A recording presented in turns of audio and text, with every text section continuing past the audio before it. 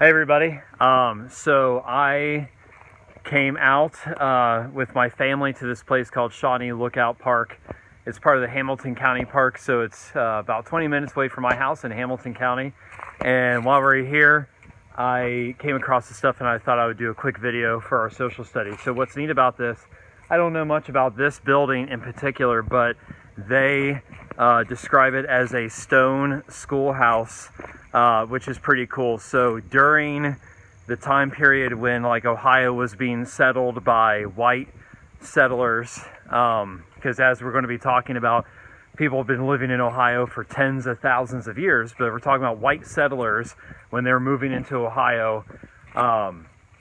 One of the deals for a place or a territory to become a state was that they had to set land aside for schools, right? And they had to have people, teachers, who would educate the kids of that territory. That was kind of one of the rules for statehood. So this is a model, I guess. I don't see any signs around saying if it's original or not, of what one of these original style schoolhouses would have been like. This one would have been nice though because it was made out of stone. And I'm going to walk up here a little bit so you can see the size of it. It is not very big. It is about the size of maybe 1.5 of our classrooms. And everybody living in that area, all kids from kindergarten up to high school basically, would have gone in that building, right? Now what's cool is, I'm going to turn this around here because kind of up the hill, they have a cabin that they also have. And what's neat about this cabin here, I'm going to talk to you while I'm going up the hill to it. This is an actual cabin that was built by settlers, white settlers coming into Ohio.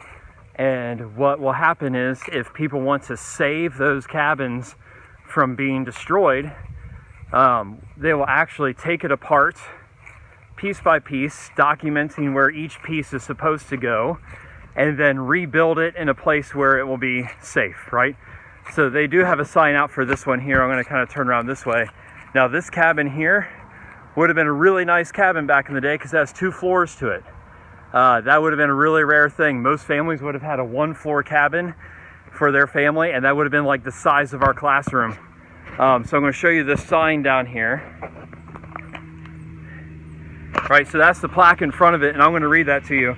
It says historic log cabin, built circa 1795, so it's about 1795, by Jemiah Dunn, early settler and son of Captain Hugh Dunn, a soldier of the Revolutionary War. Original location at Elizabethtown, Ohio, restored and saved by Hamilton County Park District, a public subscription donation. So this was built by the son of a Revolutionary War soldier. And when we talk about the Revolution, we're going to talk about the idea that a lot of those soldiers were not paid in money for their fighting, but they were paid in land.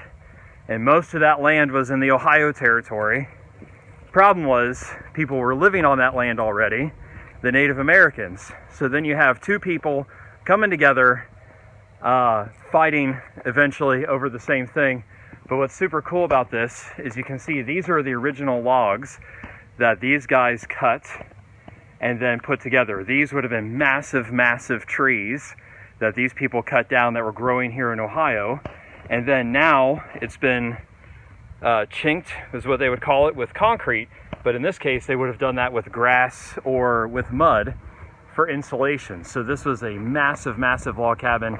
This family, they would have had much more money than the other families in the territory. I'm assuming, just because it's 2 stories tall, that would have been kind of a rare thing for the frontier. So this is just kind of a neat shot of that cabin. All right, thanks guys, bye.